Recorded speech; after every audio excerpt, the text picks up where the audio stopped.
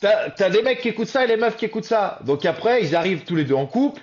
Ils savent plus du tout ce que c'est que l'estime de soi et la confiance en soi, qui sont les bases pour non seulement avoir des valeurs, mais les faire respecter, avoir l'estime et la confiance en soi suffisante pour soi-même respecter ses limites. C'est pas faire respecter ses limites, c'est soi-même les respecter.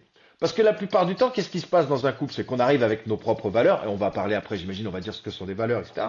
On arrive avec nos valeurs, l'autre tente de franchir par moment, parce qu'il a peut-être pas forcément le même, elle a peut-être pas forcément le même système de valeurs, elle a peut-être pas les mêmes valeurs. Et à un moment, elle empiète sur ce qui semble être pour nous une des valeurs, par exemple le respect, et plutôt que de lui dire, chouchou, là, c'est une barrière qui est ferme, elle ne bouge pas cette valeur pour moi, donc ta manière de me parler, elle ne me convient pas.